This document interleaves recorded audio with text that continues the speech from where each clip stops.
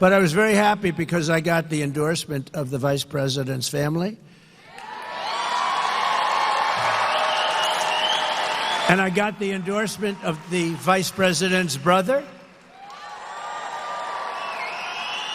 And even sent me a contribution.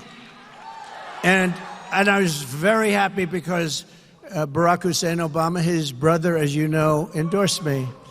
So, no, his brother endorsed me. Now, if you're confused, that's probably because Donald Trump thinks that the vice president's brother endorsed him. The vice president's Kamala Harris. Not only did her brother not endorse him, she doesn't have a brother. Donald Trump is confusing the current VP with the guy running on her ticket for VP, Tim Walz. So that we're clear, for those out there whose brains aren't barren husks of what they once were, running for VP doesn't make Tim Walz the VP. Although I gotta say, I like where Trump's head is at. Maybe his subconscious is finally offering a kernel of truth.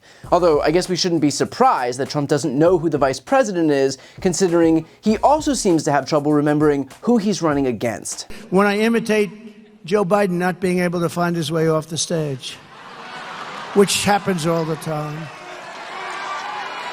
No, it happens all the time. I get decimated by the fake news media, and sometimes they say, look, he can't find his way off the stage either.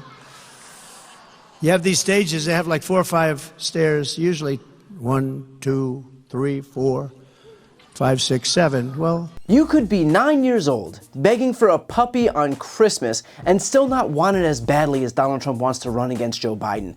Dude wants to run against Biden so badly that Kamala Harris had to remind him on the debate stage that he wasn't Trump's opponent anymore. Well, first of all, it's important to remind the former president you're not running against Joe Biden, you're running against me. Perhaps he should have listened to Kamala the first time and saved himself the embarrassment. And somehow, Trump's confused performance didn't end there. So, Pennsylvania, remember this when you have to go to vote. Okay, just remember this. Now, I want you to take a look at the chyron. Trump delivers remarks in Arizona. And I also want you to look at the little bug on the top left of the screen, live, Tucson, Arizona, and then listen again to how Trump addresses the crowd. So, Pennsylvania, remember this when you have to go to vote. Okay, just remember this.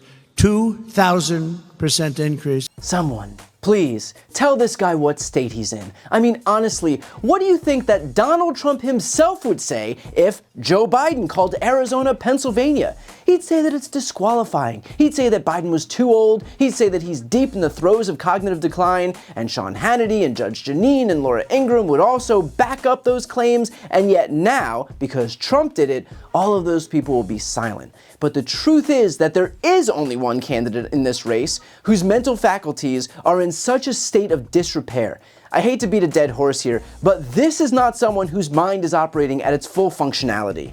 In Springfield, they're eating the dogs, the people that came in. They're eating the cats. They're eating the pets of the people that live there. And this is what's happening in our country, and it's a shame. She went out in Minnesota and wanted to let criminals that killed people, that burned down Minneapolis, she went out and raised money to get them out of jail.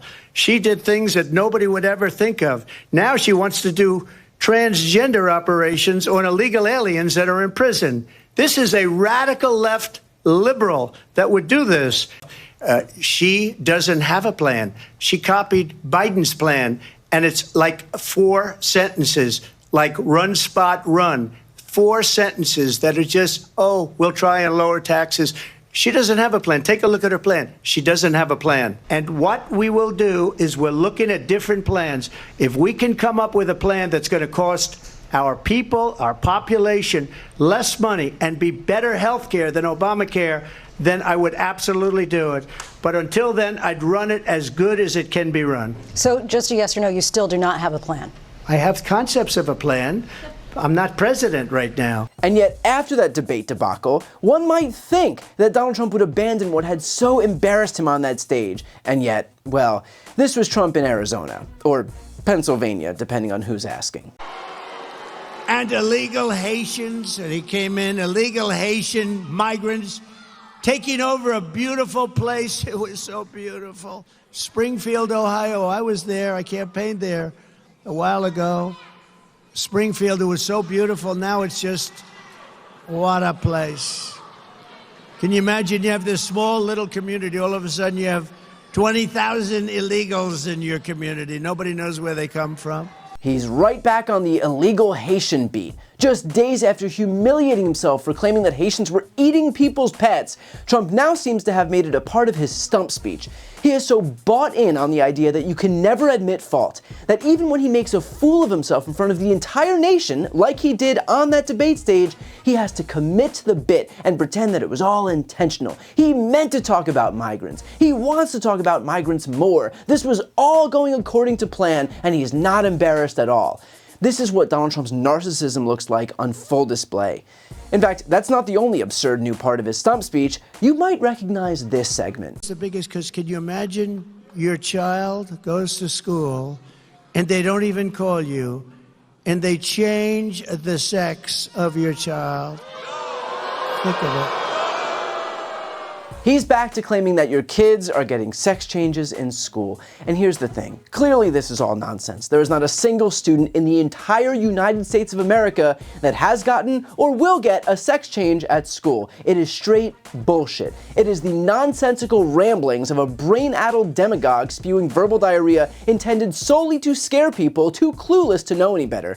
But I'm actually okay with Donald Trump saying this stuff because it betrays just how desperate he is. Think about it. When Trump is backed into a corner, when he's flailing, when he knows he's losing, he tries to compensate by ramping everything up to a 10. Not only are there scary migrants out there, but there are scary migrants out there who are eating your dogs and cats.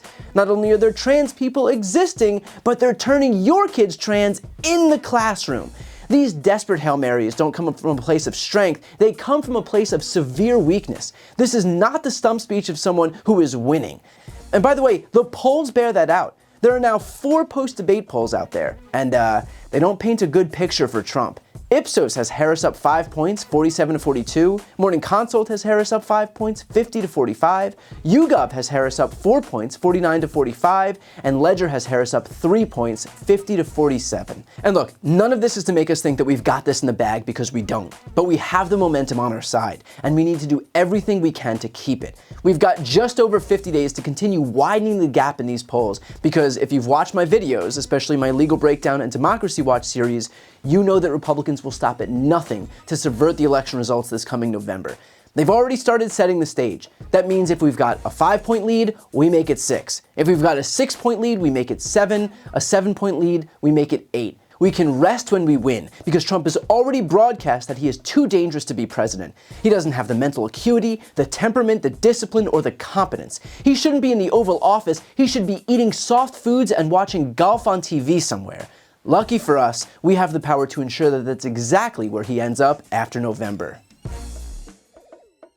Before you go, just a quick note, if you'd like to see more of my content, which is always free of advertising, sponsorships, and paywalls, please make sure to subscribe to this channel using the subscribe button right here on the screen.